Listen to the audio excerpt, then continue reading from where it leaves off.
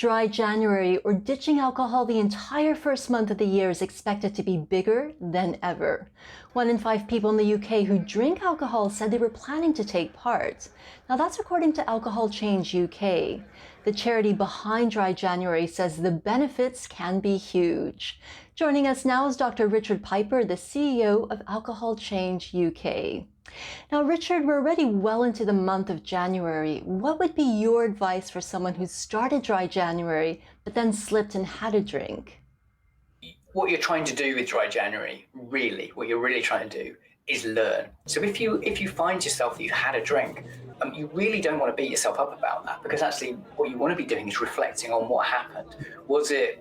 It was gym, and whenever I'm with Jim, or it's that cupboard. When I go past that cupboard, I know that glass is in there, or it's the time of day, or it was a particular stress. If you can work out what those triggers are, you've had a successful Dry January, a really successful Dry January. So you learn that you feel so much better. You learn that you don't need alcohol to have fun, to go out, to relax. And this is incredible learning, and this is learning that will last you a lifetime. So that's really what we think a Dry January is all about. And that's why the supported version of Dry January is so important, because you don't get all that if you just kind of do it on your own. So what are the benefits of going alcohol-free for a month? I mean, the first thing to be very clear about is it needs to be the start of a journey, not just something on its own and then back to normal. The first benefits, I think, are immediate and physical, and your skin will improve, you will save money, you'll have more energy, you'll be sleeping better. Second group of benefits are on your inside. So you won't know this, but your liver will have started to repair. Even the cancer-related proteins in your blood, the alcohol-related cancer proteins, will have started to reduce, and your blood pressure will have dropped. So just after 31 days, your physical health will improve. Then your mood and your mental health will also start to improve. People talk about suddenly feeling really present in the world, and being able to be much sharper, much clearer, much more focused. And then finally, there's a group of benefits for the long term, because by doing Dry January, you learn the benefits, but also you learn the difficulties, you learn the challenges, you learn your associations with alcohol, and you learn how to beat them. New research suggests that more people than ever in the UK were planning to take part in Dry January. Do you think the pandemic is playing a part in this? Yeah, I think it's clear that the pandemic has a role to play. Many people are stuck at home. Some people not working, have got economic worries. People are worried generally about the virus, and homeschooling very difficult for many people. And of course, the virus is a health risk, and I think people want to be as healthy as possible so they can fight the virus. And then people who've been stuck at home, there is a big group of the population who've been drinking a lot more and know that it's not good for them. So Dry January is just a fantastic opportunity for them to reset their relationship with drinking.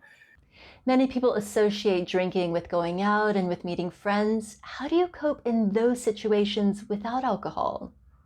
For me, the key here is that is one of our associations. We associate drinking with fun.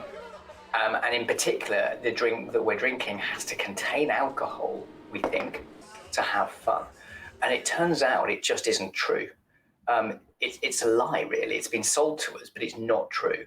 The reality is you can go out with friends and have as much fun, if not more fun, without the alcohol in your drinks. There is a massive boom in alcohol-free drinks at the moment, and with good reason. They taste fabulous. You feel like you're treating yourself. You can be having a really good evening out, but you haven't got that sort of 9:30 p.m. People start slurring, people start shouting, people start repeating their stories. You actually get a quality of conversation all through the evening, and next morning you remember all of it. Do you have any other top tips for a successful Dry January? From the academic evaluations that have been conducted, are very, very clear that doing the official Dry January campaign that we run leads to much more success and much greater benefits. So people can download the Try Dry app from Apple Store or Google Play Store, and that's a free app. We would strongly recommend people do a Dry January with support, with us. Just doing a version on your own, particularly now when a lot of people are really isolated, is not advisable. Richard, you've talked about changing your relationship with alcohol. What do you mean by that? And there is a view that some people are alcoholics and everyone else isn't. In reality, drinking problems are on a spectrum. And although some people do have what we would call alcohol dependency, there's a huge group here who are heavy drinkers and who are on their way to dependency. And if they don't change their drinking, will stand a very high risk of either early death or alcohol dependency, but who can bring their drinking back, often with relatively little external support. Something like Dry January can be enough to help those drinkers turn their drinking around, take control. So anyone who's drinking every day, anyone who's drinking, maybe a bottle of wine or two a day, which is really common, anyone who's tried to stop and found they can't, anyone who said, I won't drink tonight, but then find that they do, those are the kinds of people, and I recognize that because I was like that, those are the kinds of people who can benefit massively from a Dry January, because what it can do is allow you to break that habit and then have that new relationship with alcohol where you're in control of it. With Dry January and the Sober Curious trends gaining momentum, do you think it's actually becoming cool not to drink? Increasing numbers of people in my generation and the younger generation are embracing a life in which they've got complete control of alcohol. And alcohol, as we call it, decentered. So alcohol isn't at the center of everything. It's on the periphery.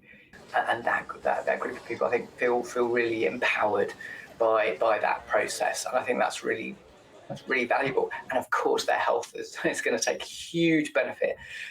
These are the groups of people who we hope are going to live to see their grandchildren, as opposed, unfortunately, to the many people who will be heavy drinking, who do face real challenges and risks from their health long term.